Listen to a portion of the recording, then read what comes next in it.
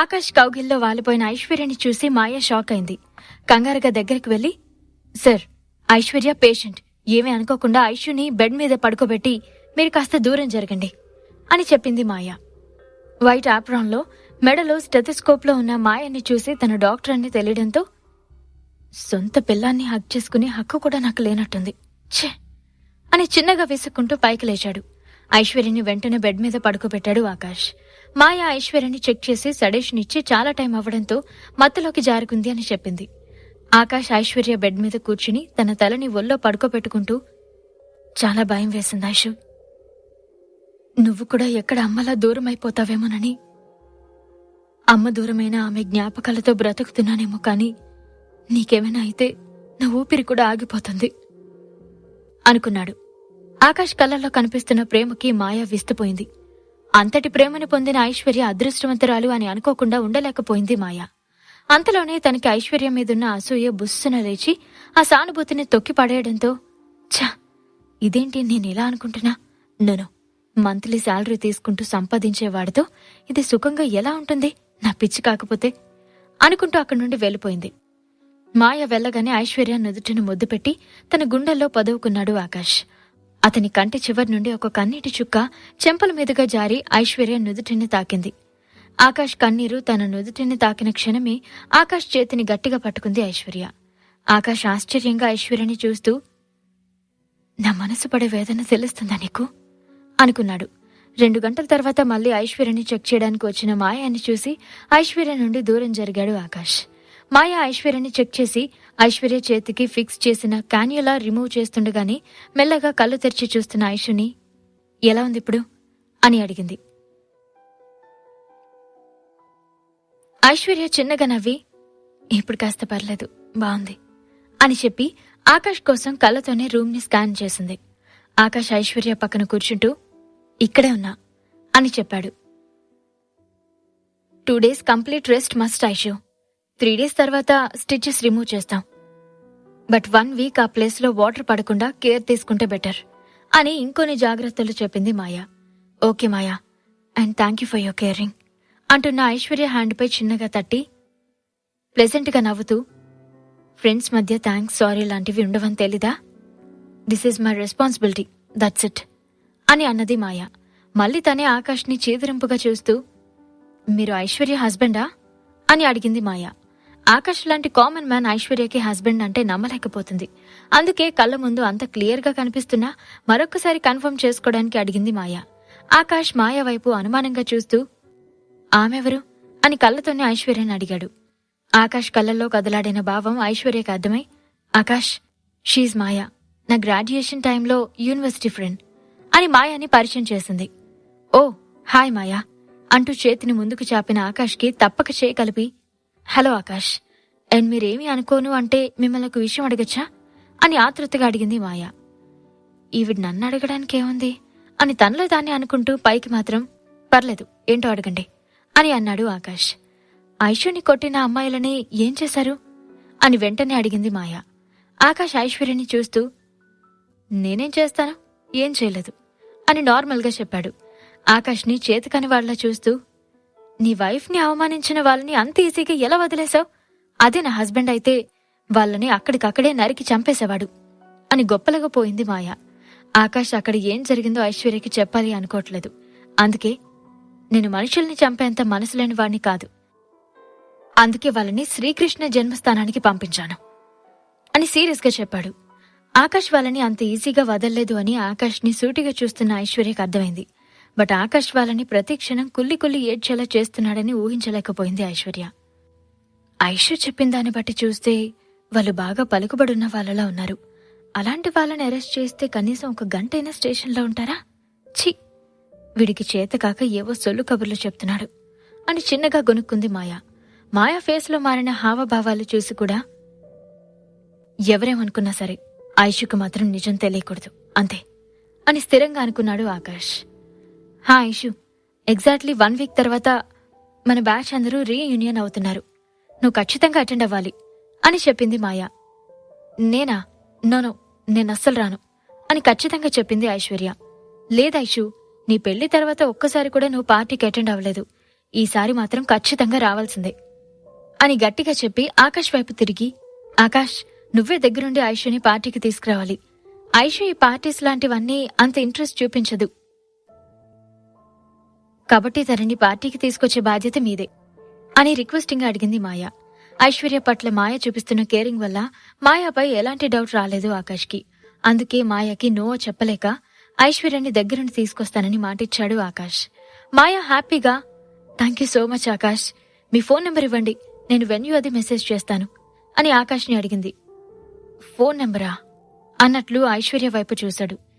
ఏం పర్లేదు, ఇచ్చే అన్నట్లుగా కళ్ళు మూసి చెప్పింది ఐశ్వర్య. మాయాకి తన పర్సనల్ నెంబర్ ఇవ్వడం ఇష్టం లేక ఆఫీస్ నెంబర్ ఇచ్చి, మాయా, ఐషుని ఇంటికి తీసుకెళ్లొచ్చా అని అడిగాడు. ఈరోజు నైట్ వరకు ఉంటే మంచిది Akash, she needs medical care అంటున్న మాయతో, మాయా ప్లీజ్, ఈ హాస్పిటల్లో ఉండాలంటేనే నాకు భయంగా ఉంది. ఇంటి దగ్గర ఆకాష్ నన్ను కేర్ చేస్తారు, ప్లీజ్ డిశ్చార్జ్ చేసే అని దీనంగా అడిగింది ఐశ్వర్య. ఐశ్వర్య మాయని అంతగా రిక్వెస్ట్ చేయడం ఆకాష్కి నచ్చలేదు. మాయ ఓకే అనేలోగానే తన మొబైల్ తీసుకుని 10 minutesలో ఐశ్వర్య డిశ్చార్జ్ ఫామ్ రెడీగా ఉండాలి, అండ్ ఐశ్వర్య కోసం వెల్ ట్రైన్డ్ లేడీ నర్స్ ని నా మ్యాన్షన్ కి పంపించండి అని నందినికి మెసేజ్ చేశాడు. నందిని గురించి పూర్తిగా ఐశ్వర్యకి తెలిస్తే తర్వాత ఐశ్వర్య అడిగే ప్రశ్నలకి సమాధానాలు ఆకాష్ దగ్గర లేకపోవడంతో నందిని వీలైనంత దూరం ఉండి ఐశ్వర్యని అబ్జర్వ్ చేస్తూ కేర్ చేసింది. ఆకాష్ వచ్చిన తర్వాత కూడా హాస్పిటల్లోనే ఉన్న నందిని ఆకాష్ పంపిన మెసేజ్ రిసీవ్ చేసుకుని ఫాస్ట్ గా ఆకాష్ ఆర్డర్స్ ని కంప్లీట్ చేసి డన్ అని ఆకాష్ కి మెసేజ్ చేసింది. మాయ ఇంకా ఐశ్వర్యని డిశ్చార్జ్ చేయడం గురించి ఆలోచిస్తూనే ఉండడంతో ఆకాష్ ఒక్క ఉదుటున ఐశ్వర్యని తన చేతిలోకి తీసుకున్నాడు. మాయ కంగారుగా, ఆకాష్ ఏం చేస్తున్నావు అని అడుగుతుండగానే ఆ రూమ్ దాటి బయటకు వెళ్ళిపోయాడు ఆకాష్. వెళ్తున్న వాళ్ళని ఫాలో చేస్తున్న రిసెప్షన్ ఏరియాకి వచ్చేసరికి ఐశ్వర్యని కార్లో కూర్చోబెట్టి కార్ స్టార్ట్ చేశాడు ఆకాష్. ఈ మనిషికి ఎంత తిక్కేంటి, చెప్తున్నా వినకుండా అలా వెళ్ళిపోయాడు, చెప్తున్నా వినకుండా అలా తీసుకెళ్లిపోయాడు అని అసహనంగా అనుకుంది మాయ. ఆకాష్ పవిత్ర మ్యాన్షన్స్ పోర్టుకోలో కార్ ఆపి, 2 minutes, నువ్వు కార్లోనే కూర్చో, నేను ఇప్పుడే వస్తాను అని ఐశ్వర్యకు చెప్పి కార్ దిగి లోపలికి వెళ్ళాడు. ఆకాష్ ఏం చెప్పాడో అర్థం చేసుకునే లోపే అతను కార్ దిగి లోపలికి వెళ్లడంతో అయోమయంగా చూస్తూ ఉండిపోయింది ఐశ్వర్య. 5 minutesలో ఆకాష్ హడావుడిగా వచ్చి ఐశ్వర్య ఉన్న రూమ్ వైపు కార్ డోర్ ఓపెన్ చేసి ఐశ్వర్యని ఎత్తుకెళ్లాడు. ఆకాష్ ఏం చేస్తున్నావు, నేను బాగానే ఉన్నాను, ప్లీజ్ నన్ను కిందకి దించు అని అరుస్తున్న ఐశ్వర్య పెదవులపై పెక్కిర్చి, ఇలానే అరిచావనుకో, ఈసారి ఇంత చిన్న ముద్దుతో సరిపెట్టుకోను అని అల్లరిగా కన్నుకొట్టాడు ఆకాష్. అమ్మో వద్దు బాబోయ్, అసలే ఒంట్లో ఓపిక లేదు అని నీరసంగా ఉన్నట్లు అంది ఐశ్వర్య. దట్స్ మై పెల్లం అని ఆమె బుగ్గల మీద ముద్దు పెట్టి ఆమెని ఎత్తుకుని నడుస్తున్నాడు. ఐశ్వర్య సిగ్గుతో ఆకాష్ మెడవంపుల్లో తలవాల్చుకోగా గుమ్మం బయట నిల్చున్న ఆకాష్ ఐశ్వర్యలకు దిష్టి తీసింది కామాక్షి. ఆకాష్ చేస్తున్న ప్రతి పనిలో తన మీద కనిపిస్తున్న ప్రేమను చూసి ఐశ్వర్య కళ్ళు చెమ్మగిల్లాయి. తను ఎక్కడ ఉంది కూడా మర్చిపోయి ఆకాష్ బుగ్గ మీద గట్టిగా ముద్దు పెట్టింది ఐశ్వర్య. హాల్లో ఉన్న మెయిడ్స్ ఇద్దరిని అలా చూసి ముసిముసిగా నవ్వుకుంటూ పక్కకెళ్లిపోయారు. మెయిడ్స్ అలా నవ్వుకుంటూ వెళ్లడంతో ఆకాష్ ఐశ్వర్యని తన బెడ్రూమ్ వైపు తీసుకెళ్తూనే ఇబ్బందిగా, ఐషు ఏంటిది, మనం ఎక్కడున్నామో చూసావా అని చిన్నగా అడిగాడు. ఆకాష్ మెడ చుట్టూ ఉన్న తన చేతులను మరింతగా బిగిస్తూ, ఎక్కడ ఉన్నా నువ్వు నా క్యూట్ హబ్బీవి, నువ్వు మరీ ఇంత ముద్దుగా ఉంటే నేనేం చేసేది అని ముద్దుగా చెప్పింది ఐశ్వర్య. ఐశ్వర్య చెప్పిన విధానానికి తన ఫేస్ లో చేంజ్ అవుతున్న ఎక్స్ప్రెషన్స్ కి హార్ట్ లో బటర్ఫ్లైస్ ఎగురుతున్న ఫీలింగ్ కలుగుతుంటే అప్పుడే బెడ్రూమ్లోకి ఎంటర్ అవడంతో కాలితో డోర్ని గట్టిగా తన్ని లాక్ పడేలా చేసి ఐశ్వర్యని వాష్రూంలోకి దింపాడు ఆకాష్. ఓన్లీ ఆకాష్ కళ్ళలోకి చూస్తూ చుట్టూ ఉన్న ప్రపంచం మరిచిన ఐశ్వర్య తనని వీడిన అతని స్పర్శకి తేరుకుని ఎక్కడుందో చూస్తుంది ఐశ్వర్య.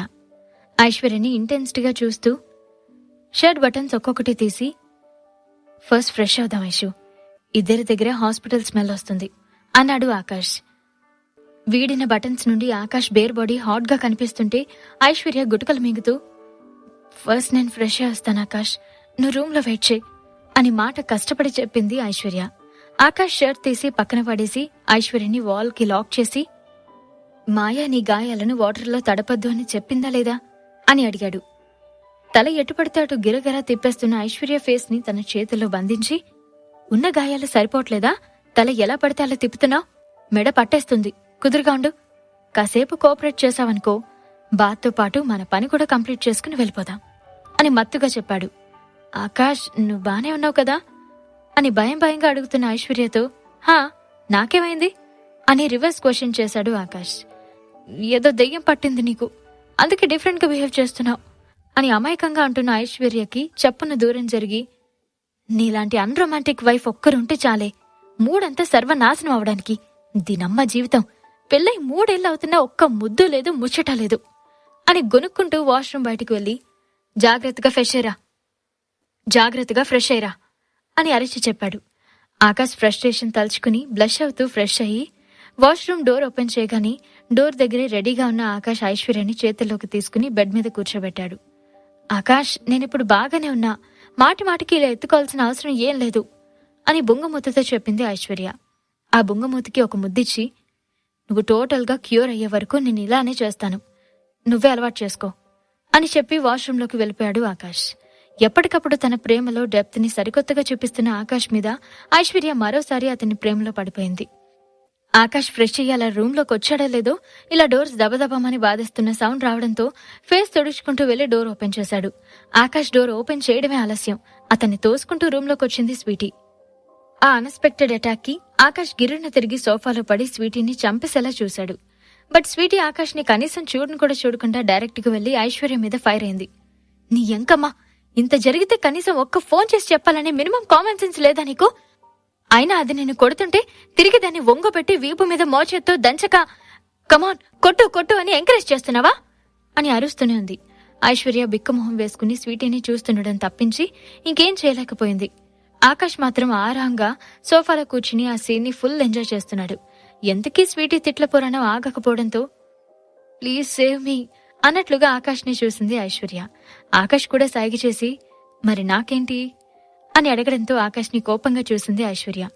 అవసరం నీది అని సైగ చేసిన ఆకాష్ ని గుర్రుగా చూస్తూ, ఇప్పుడు నీ టైం నడుస్తుందిరా, తర్వాత చెప్తాను ఈ సంగతి అనుకుంటూ ఏం కావాలి అని సైగ చేసింది ఐశ్వర్య. పెదవులను ముడిచి ముద్దు పెట్టినట్లుగా చూస్తూ చుమ్మా అని అడుగుతున్న ఆకాష్ ముందు 2 కాళ్ళు కనిపించడంతో ఈ సాల్తీ ఎవరబ్బా అని అనుకుంటూ తలెత్తి చూసి షాక్ అయ్యాడు ఆకాష్. ఆకాష్ ఐశ్వర్యల కష్టాలు తీరుతాయా ఇంకా పెరుగుతాయా? పార్టీలో ఎలాంటి పరిస్థితులు ఎదురవుతాయి? ఈ ప్రశ్నలకు సమాధానాలు తెలుసుకోవాలంటే నెక్స్ట్ ఎపిసోడ్ వినాల్సిందే. క్రింద ఇచ్చిన లింక్ ని క్లిక్ చేసి పాకెట్ ఎఫ్ఎం యాప్ ని ఇన్స్టాల్ చేసుకోండి. Stay tuned to Pocket FM.